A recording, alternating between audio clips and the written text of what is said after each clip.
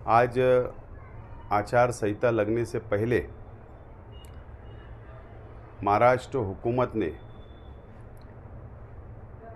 Planning department से, जिसके मंत्री अजीत दादा पवार साहब हैं, हमने डिमांड किया था कि मालेगांव शहर के विकास के लिए, डेवलप के लिए 15 करोड़ रुपए की डिमांड हमने किया था।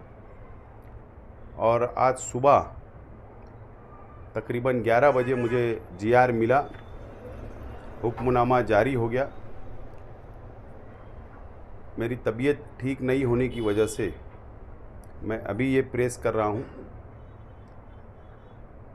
और 15 करोड़ रुपया शहर के लिए, शहर के विकास के लिए, शहर के डेवलप के लिए मंजूर हुआ है।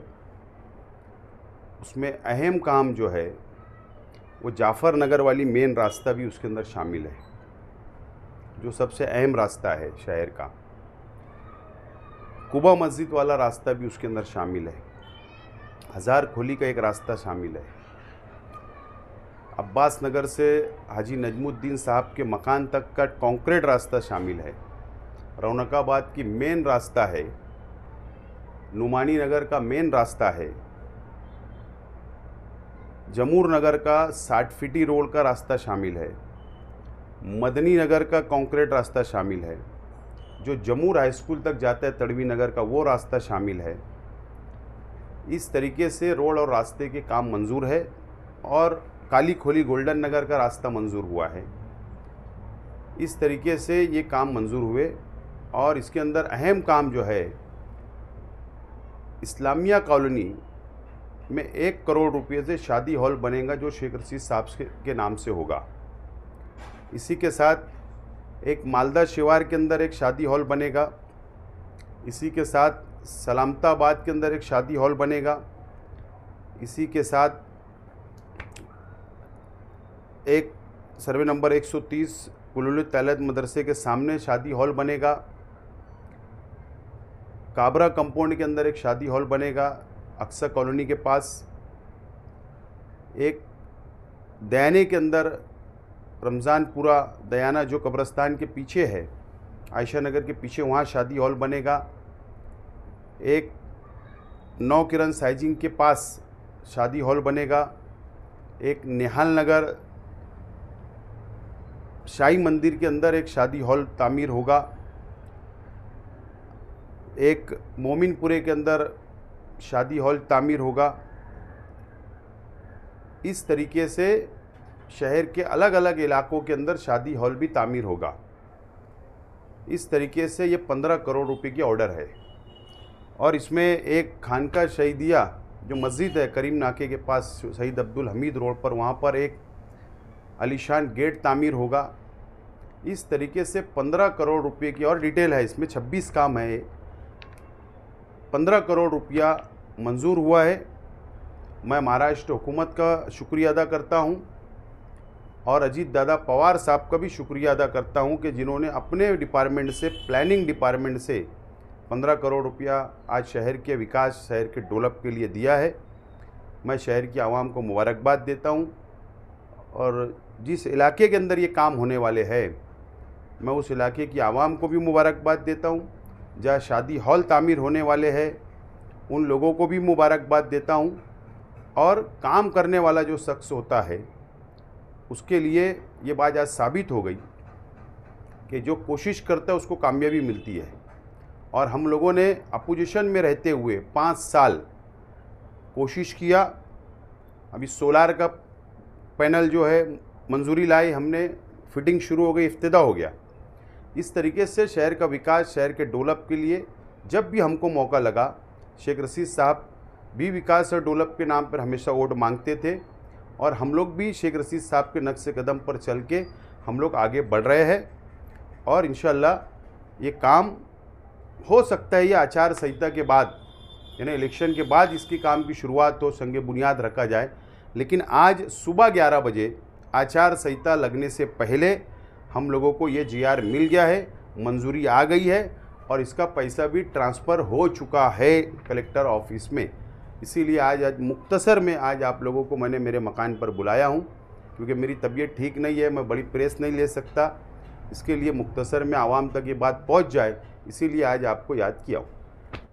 आचार संहिता डिक्लेयर हो गई सर, इलेक्शन का माहौल आज से बनना शुरू हो गया।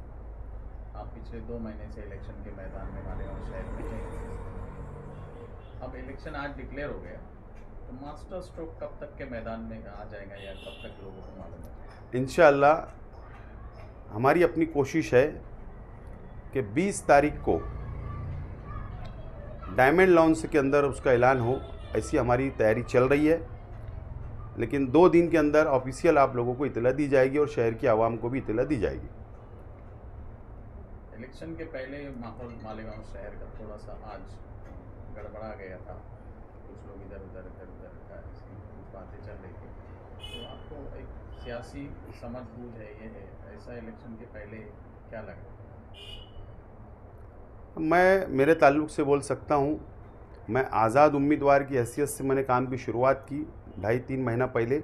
आवाम तक हम लोग गए, हमारे कार्यकर्ता गए, हमारे ज़िम्मेदारान गए और आवाम ने हमको आज एक्सेप्ट कर लिया है आज़ाद उम्मीदवार की हैसियत से। अगर मैं कोई नया फैसला भी लूँगा तो आवाम मेरे साथ रहेगी, ऐसा मुझे उम्मीद है, क्योंकि मैं काम करने वाला व्यक्ति हूँ। अब जो लोगों ने इक़्तिदार और सत्ता 5 साल पहले हाथ में ली थी, सब लोग एक थे। सत्ता हाथ में ली, 5 साल का मौका मिला, शहर की आवाम ने दी, लाखों वोट दी। लेकिन अगर वो लोग आज अगर दर दर भटक रहे हैं तो इसका मतलब उनको अपना वजूद खतरे में नज़र आ रहा है, इसलिए दर दर भटक रहे हैं। कभी इस डाल पे कभी उस डाल पे चल रहा है मामला। बहरहाल सियासत है, राजकारण के अंदर, सियासत के अंदर कब क्या हो जाएगा कोई भरोसा नहीं है। बहरहाल कुछ दिन के अंदर मैं समझता हूँ सब लोगों, क्योंकि आज आचार संहिता डिक्लेयर हो गई, इलेक्शन डिक्लेयर हो गया, नॉमिनेशन शुरू हो जाएगा 22 तारीख से, तो 29 तारीख तक तो सब सामने आ ही जाएगा। लेकिन शहर की आवाम ने जहन बना लिया है, बदलाव चाहती है शहर की आवाम, ये तय है। आपका मुकाबला सामने सामने किससे रहेगा, 1 to 1? मेरा मुकाबला अभी तक जो मार्केट में नज़र आ रहा है, जो फील्ड पे नज़र आ रहे हैं, एक आज के वक्त के एमएलए से भी मुकाबला है और जो उनके साथ पहले थे, जो आज समाजवादी के अंदर है, न्याल अहमद साहब के घराने के लोग, आज मुझे ऐसा लग रहा है कि उनसे भी मेरा मुकाबला होगा। ये दोनों लोग से मेरा मुकाबला है और मैं दोनों को सामने उतना ही ज़िम्मेदार मानता हूँ। शहर का जो विकास नहीं हुआ, शहर का डेवलप नहीं हुआ, ये दोनों उसके ज़िम्मेदार है, क्योंकि ये साथ में थे पिछले 5 साल पहले। इनको जवाब देना पड़ेगा शहर की आवाम को। जाएंगे और आपका मैनिफेस्टो क्या होगा? सिर्फ एक मुद्दा है हमारा, विकास, डेवलप, शहर का विकास, शहर का डेवलप। हमने हमेशा विकास के नाम पर, डेवलप के नाम पर, तामीरी काम के नाम पर हमने वोट मांगा है और इस मर्तबा भी हम लोग तामीरी काम के ऊपर ही, उसको ही बुनियाद बनाकर हम लोग वोट मांगेंगे और हमने उसकी वोट मांगने की हमने शुरुआत कर दी है। और जैसे जैसे हालात आएंगे, जब मैनिफेस्टो कमेटी हम बनाएंगे, मैनिफेस्टो आवाम के बीच में रखेंगे, तो तामीरी काम का ही मैनिफेस्टो होगा, ये बिल्कुल तय है।